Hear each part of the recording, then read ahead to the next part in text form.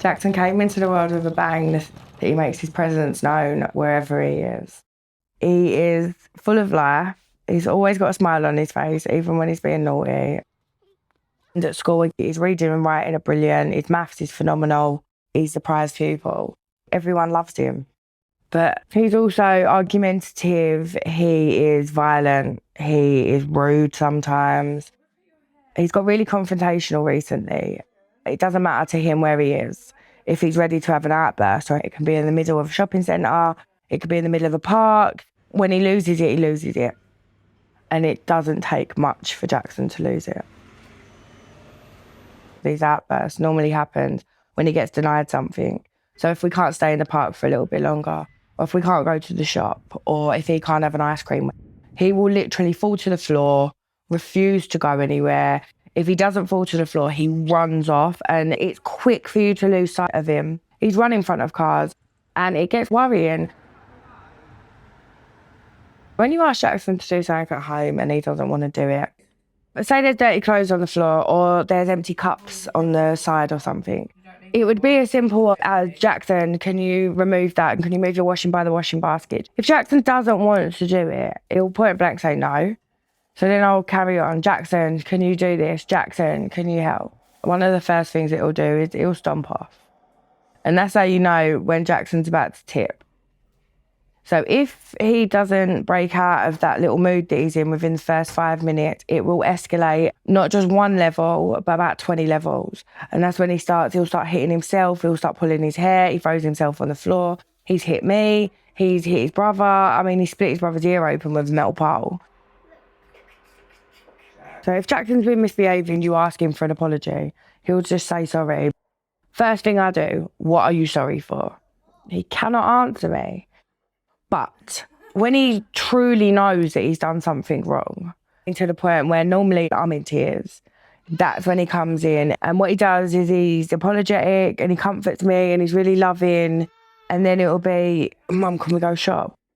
The second I say no, he reverts back to the child that he was that made me cry. We have to do the whole process over and over again. And normally after an hour's worth of me battling with him to either get into bed and get off of his phone or to get off of YouTube, Jaxon has been known to cry himself to sleep. It's kind of frustrating because that means if she takes my phone away, I wouldn't get any games to play, and there's no games on my TV. So all I would have to do is I'd only have to watch YouTube or Netflix. Well, I do feel sad when she tells me off, and it makes me feel mad. But if Shogun's in my room, it's kind of nice because I've got a fluffy dog in my room.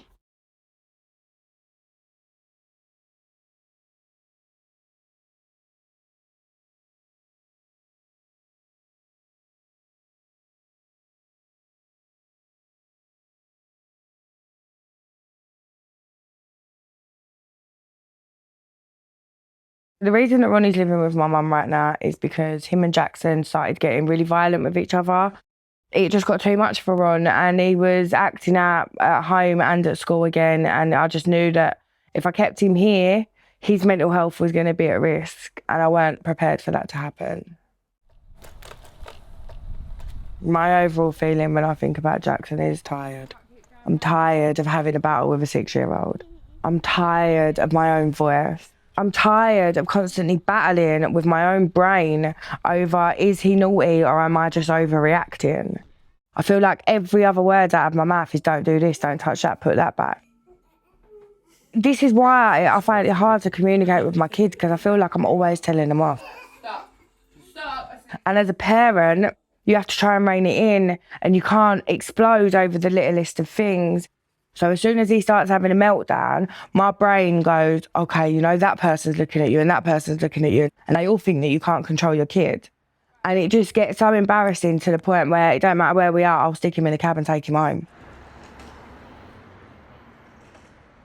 Jaxon's not a troublemaker when he's out playing with a group of friends. So he is prone to being picked on, and Jaxon's not one to suffer being picked on. My brother's friends pushed me off the bike, and Ronnie stood up for me, but they were fighting him, and Ronnie actually got hurt. I started fighting them, but I didn't get hurt.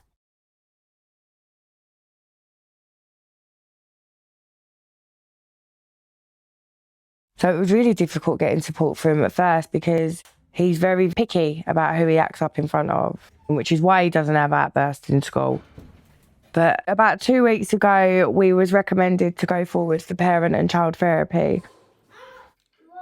So we've just got to imagine. I think there should be some form of respite for a parent. Parents don't have enough options. It's either got to be you deal with it and suffer it yourself, or you give your kid away. There's no in between. And there's no organisation or there's no place that you can go where you can say, I want to be a parent, but I don't know how to connect to my child.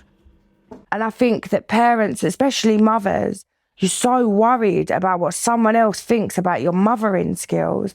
And it stopped me from seeking help because I honestly thought, well, maybe they're going to think that I'm going to hurt my kids or something. I've had a long list of social workers. Half of them have been so non-empathetic. But now I've got Rose who could not do any more than what she's already doing. Like, she bends over backwards for us. But then the ones that I got that were so negative and it was just a job to them, they really had a bad effect on me because then it makes you not want to reach out no more. It makes you not want to get help.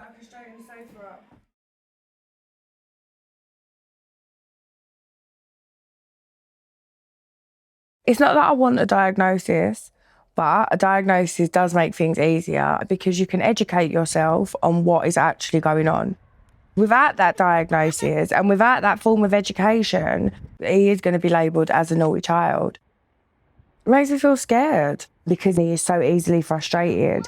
I feel like as he gets older, he's only going to lash out even worse. So what if he gets involved in an altercation and does something that does land him inside for a crime similar to his dad? But I'm hoping the future for Jaxon is bright. I'm hoping that he makes something of himself and that he chooses the right path. I would like to be a racer. If I got a trophy, I would give it to somebody else, whoever loses. Because it would make them feel happy and they wouldn't feel sad.